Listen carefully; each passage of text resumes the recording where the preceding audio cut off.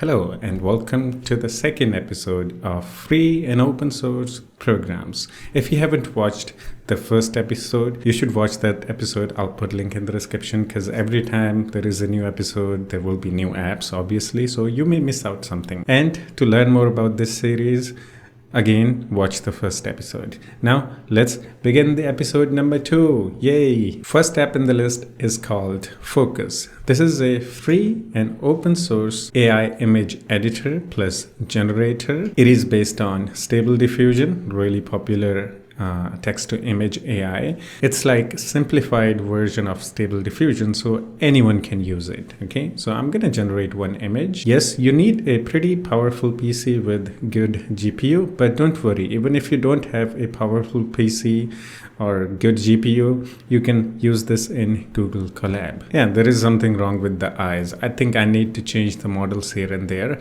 but guess what? I have made a video tutorial in this AI image editor plus generator, so you should watch that video for more info because this thing is insane. You can generate images, you can do image to image generation plus editing, you can in Paint outpaint, like expand the image and all that. So this is like really cool free and open source AI image editor plus generator. Second app in the list is called Glassbrick.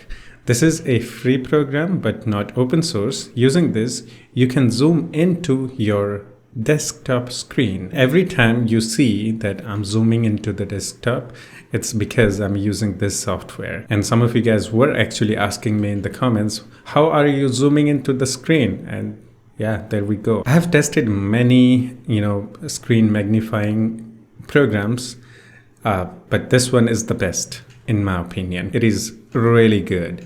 You can also like zoom in or out to whatever level you want. Like you can go extreme like this.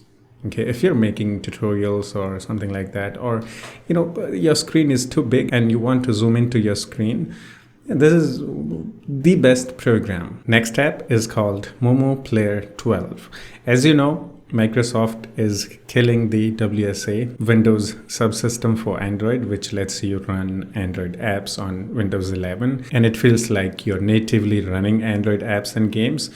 So it's sad to see that WSA is dead, but luckily we have many Android emulators that we can use.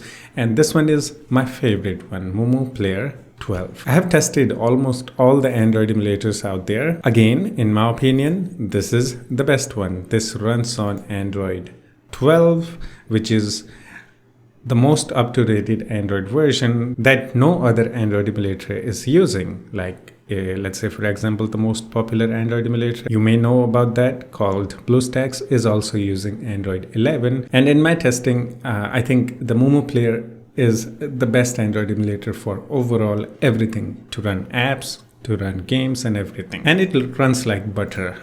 Yeah, no matter what you run, it is really smooth. So if you're looking for a best Android emulator, try this one out. Next app is called Defender UI. This is a free app which makes the Windows Defender even better by giving you more control over Windows Defender, or it simply unlocks more settings, hidden settings in Windows Defender. You get many options here. So you can see here there are a bunch of options that you can toggle on or off that you can't actually find in Windows Defender. I don't actually use any third-party antiviruses. I just go with the Windows Defender. So this Defender UI is actually really useful for me.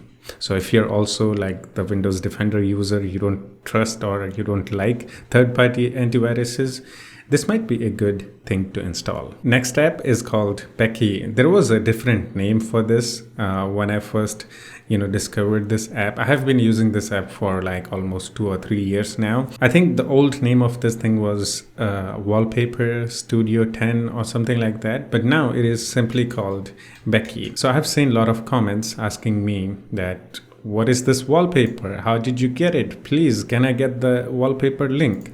So here it is. This is the app that I actually use for most of my wallpapers. Almost every time that you see an amazing, cool looking wallpaper, it's probably from this app. So this is a free app, but there is a premium plan if you want to get rid of the ads. Yeah, it's a ad supported application, so that's that. But it provides really cool wallpapers. There is also a category, and I almost all the time I use abstract category, and I go in here and you can see there are really cool wallpapers. And yeah, simply, let's say for example, let me see, which wallpaper do I want? Yeah, this one. Let's say this one. I like this wallpaper.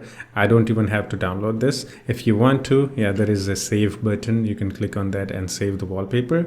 I just simply do set wallpaper. You can also set the wallpaper on your lock screen too, if you don't like the default Microsoft lock screen wallpapers. So now you can see I have the new wallpaper, which looks amazing. Next app is called RustDesk.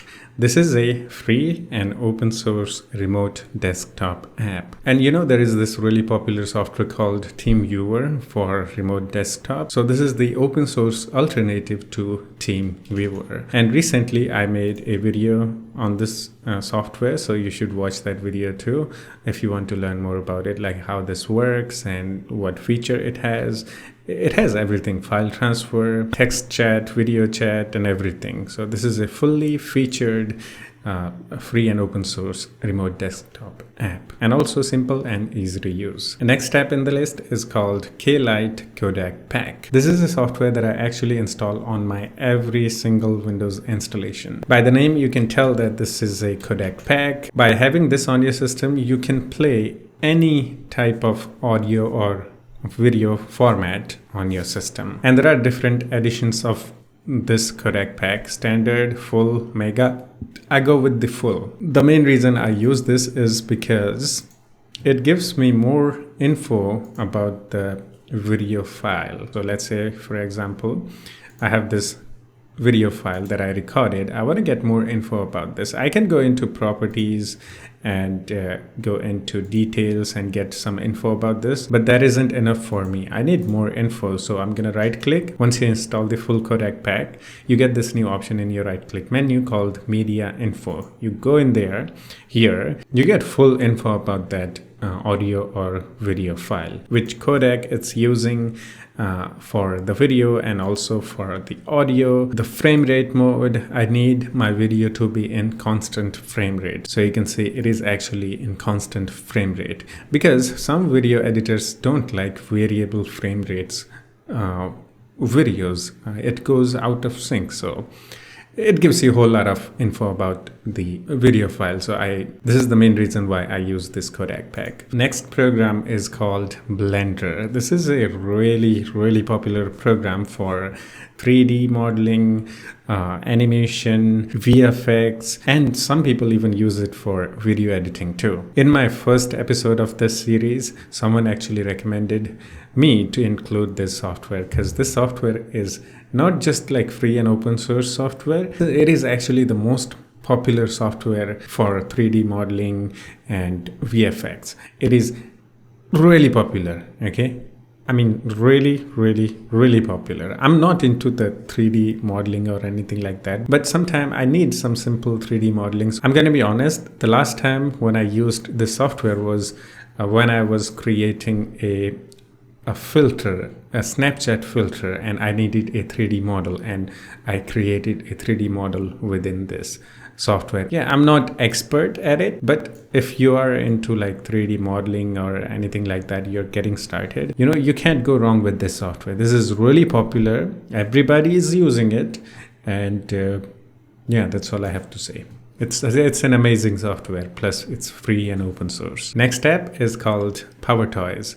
And guess what? This app is actually from Microsoft. This app brings many features to Windows that Windows doesn't usually have. Almost all the features are actually really useful, plus really cool. So here are some of my really absolutely favorite features in PowerToys. One is PowerToys Run, Find My Mouse, and there are a bunch of other features actually that, I mean, almost every feature is useful. like text extraction, mouse highlighter, image resizer. Let's say you have 4K image, but you want to resize it to 1080p. You can do that just by enabling this, and you'll get a new option in your right click menu. This is an amazing app. So if I press Alt and space, it activates a search box, a floating search box, and I can search for anything in this, any program, any game, any file, or I can also do calculation. 2 plus 4 is 6. Okay.